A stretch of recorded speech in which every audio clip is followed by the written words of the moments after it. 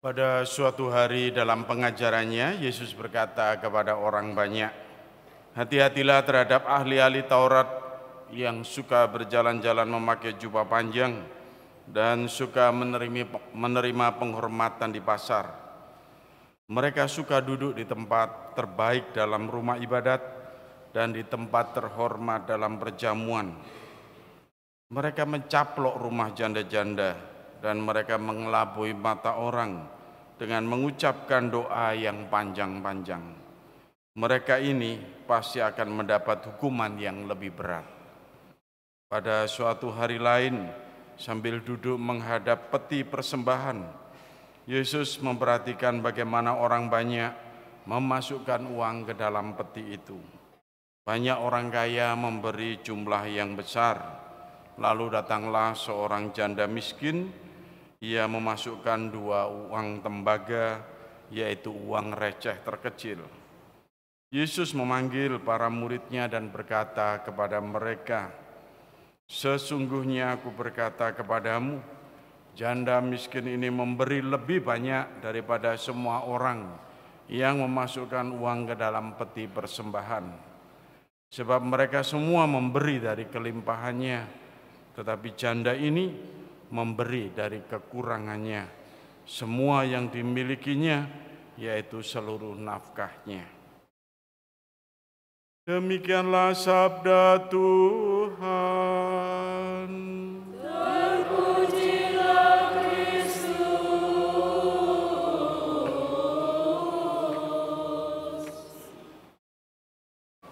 Ibu, Bapak, saudara-saudari, anak-anakku yang terkasih dalam Kristus, kita baru saja mendengar dari Injil suci bagaimana Yesus yang memuji ibu janda yang miskin yang memasukkan 2 uang tembaga, yaitu uang receh terkecil, ke dalam peti persembahan. Kalau orang memberikan persembahan kepada Tuhan itu macam-macam ya. Ada di daerah yang agraris itu kita kenal dengan upacara unduh-unduh. Unduh-unduh itu bisa terjadi 3 bulan sekali saat panen padi, saat panen yang lain itu. Lalu umat itu membawa persembahan berupa hasil panen ya, ke gereja, memberi persembahan kepada Tuhan itu. Lalu hasil panen itu kemudian dilelang supaya berbentuk uang dan disimpan oleh pengurus gereja untuk pemeliharaan rumah ibadat, rumah gereja itu. Jadi peruntukannya bisa macam-macam ya. Saya di Kalimantan tuh pernah menerima unduh-unduh persembahan dari para pemburu. Itu dapat babi hutan yang digotong masuk gereja itu. Ya, mereka bilang nanti, "Pastor, ini setelah misa selesai lalu dilelang saja uangnya untuk perbaikan gereja." Ya, karena mereka dapatnya seperti itu. Di tempat lain kita bisa melihat ada orang yang mewakafkan ya, memberikan tanahnya untuk agamanya. Ya, untuk keyakinan kepercayaannya supaya bagian dari tanah itu bisa digunakan untuk keperluan gereja. Dan kita bisa melihat gereja-gereja Katolik yang ada di Eropa itu beberapa itu memiliki ya aset, karena memang persembahan dari para pengusaha dan persembahan juga bisa dari para bangsawan yang kemudian dikelola untuk kehidupan misi gereja hingga sampai sekarang. Nah, Bapak, saudara-saudara yang terkasih, makanya persembahan bukan sekedar hanya memasukkan uang ke dalam kantong persembahan. Ada macam-macam saya mau mengatakan. Tapi yang penting itu adalah motivasi yang terdalam, yang dilihat, yang sungguh-sungguh itu yang dipersembahkan kepada Tuhan. Persembahan Anda dan saya kepada Tuhan itu tidak ada apa-apanya. Karena Allah itu kan pencipta, Dia pemilik segala sesuatu. Dia memiliki kerajaan, Dia memiliki kekayaan, Dia memiliki hidup Anda dan saya. Dia memiliki semuanya. Jadi kalau saya mengatakan, saya mempersembahkan gereja sekian, belum ada apa-apanya. Saya bantu gereja yang di Lourdes sana, nama saya ukir di sana, gak ada apa-apanya bro. Oh saya membantu gereja yang ada di situ, nama saya itu ada diukir di situ, ya gak ada apa-apanya.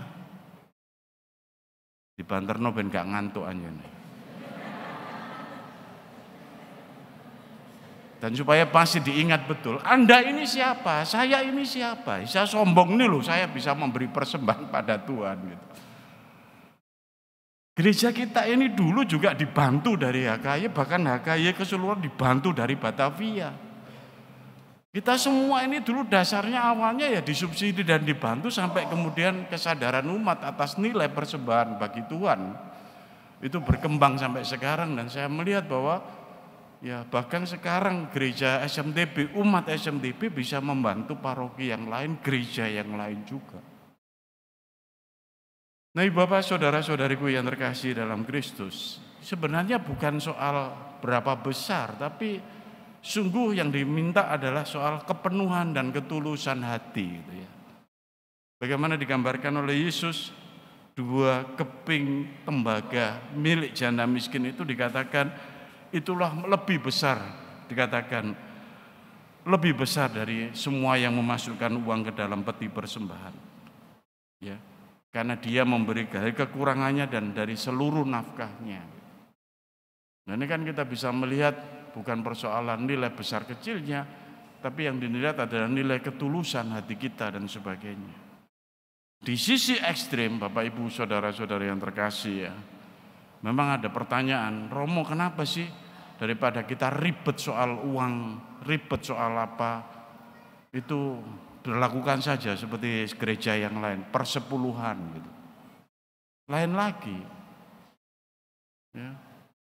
Justru kita itu tidak memaksa dan mendidik umat Katolik untuk memang lahir untuk memberikan persembahan pada Tuhan itu memang tulus dari hatinya yang tanpa pamrih untuk ini loh Tuhan, kami mempersembahkan yang terbaik hasil kerja, hasil usaha kami. Kami mengucapkan terima kasih. Dan semoga persembahan ini bisa Engkau gunakan untuk membantu saudara-saudaraku yang lain untuk menghidupi peribadatan yang ada dan sebagainya. Jadi kalau digambarkan bangsa Yahudi ada persepuluhan dan juga untuk persembahan itu untuk supaya tata kelola ibadah bangsa Yahudi di dalam kenisa Allah dan sebagainya itu bisa jalan. Dan kita itu tidak perlu sebenarnya mempermasalahkan, lalu saya beri lalu untuk apa dan sebagainya. Gitu. Yang dilihat adalah bagaimana kita secara personal memberikan, mengucapkan terima kasih kepada Tuhan. Saya mempersembahkan hasil pekerjaan saya ini kepadamu Tuhan. Itu hubungan relasinya adalah soal pendidikan iman bahwa kita sendiri terus memelihara iman kita kepada Tuhan. Bahwa kita tergantung kepadanya dan itu sebagai ungkapan syukur dan terima kasih. Lalu tetek bengek yang lain-lain dan sebagainya itu kemudian menyusul. Tapi yang utama sebenarnya itu. Nah Ibu Bapak, saudara-saudariku yang terkasih dalam Kristus, ya, perpuluhan dan sebagainya yang mendapatkan titik di mana orang untuk merasa terpaksa itu lalu tidak lagi bentuk persembahan. Bahkan lebih seperti kena pinjol ya, dikejar-kejar tiap bulan. Lalu bagaimana? Apakah itu muncul dari keikhlasan, apakah muncul dari hati, atau muncul merasa kewajiban, atau muncul karena memang ya terpaksa saja karena saya harus begitu. Kita bisa melihat di dalam gereja kita tidak diperlakukan seperti itu karena kita dididik untuk lebih dewasa lagi di dalam iman. Ya tapi ada yang kita bisa melihat memberi persembahan itu seperti buang air.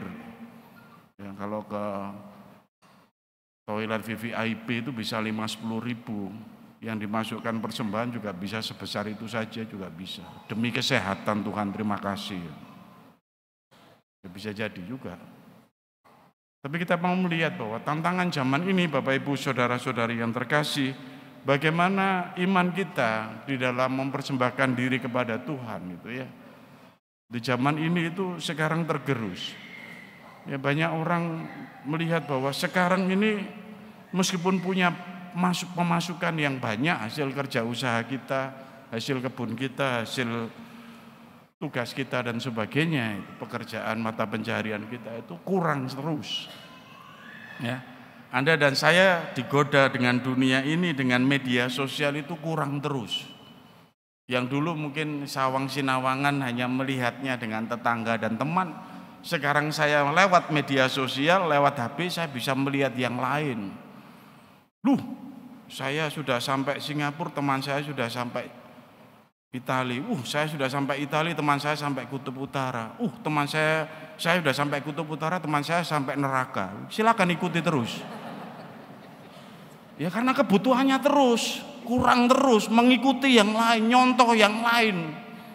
Ya, pasang status-status ini menggoda teman-temanmu yang lain gitu. Dan kita itu kurang terus akhirnya. Sehingga kalau dikatakan boro-boro persembahan Romo untuk kebutuhan kami dan keluarga kami itu kurang. Nah, lalu di situ macetnya iman kita itu di situ. Itu tantangan zaman ini. Anda nggak perlu keluar rumah, jalan-jalan dan sebagainya. Godaan kita melalui media sosial saja sudah sangat tinggi, membuat Anda dan saya juga diajak untuk terus memilah dan memilih mana yang untuk hidup saya, mana untuk keluarga, mana untuk teman, dan mana yang untuk Tuhan gitu. Dan prioritas yang untuk Tuhan ini apakah menjadi bagian yang sepenuhnya dalam kehidupan kita atau terpaksa. Nah ini Ibu Bapak, saudara-saudari yang terkasih, tantangan kita dipanggil seperti janda yang miskin itu untuk merasakan sungguh bahwa kita dan keluarga kita itu dihidupi sepenuh-penuhnya oleh Tuhan. Karena hidup ini bukan dari kita saja, sepenuhnya berasal dari Tuhan. Dan rezeki kita juga tidak sepenuhnya usaha kita juga. Rezeki kita itu dari Tuhan juga. Makanya dalam doa Bapa kami itu kan Yesus mengajarkan, berilah kami rezeki yang secukupnya untuk hari ini. Bagi orang beriman, kehidupan, jaminan kesejahteraan, rezeki, bagian yang akan dipersembahkan semuanya tergantung dari Tuhan kita. Maka persembahan itu nilai-nilainya itu dididikkan. Ya.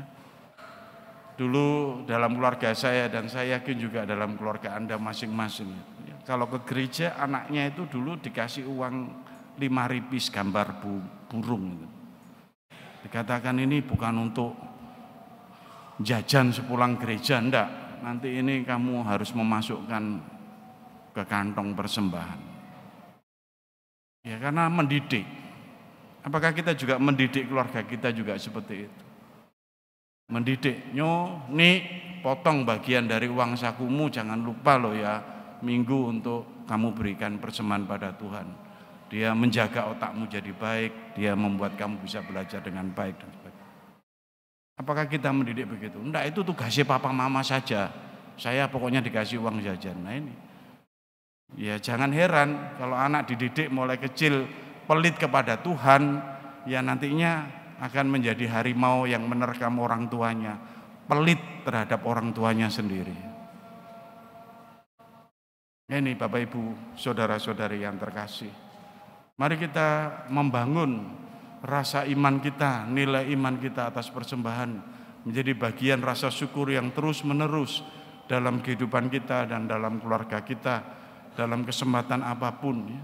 Membangun rasa belas kasih juga, membangun rasa kekuatan kasih Allah. Kalau saya tidak bisa memberi, saya mendoakan supaya Tuhan yang memberi engkau. Kalau saya tidak bisa mempersembahkan yang besar, saya mendoakan supaya Tuhan memberikan engkau persembahan yang besar dan membantu kehidupan.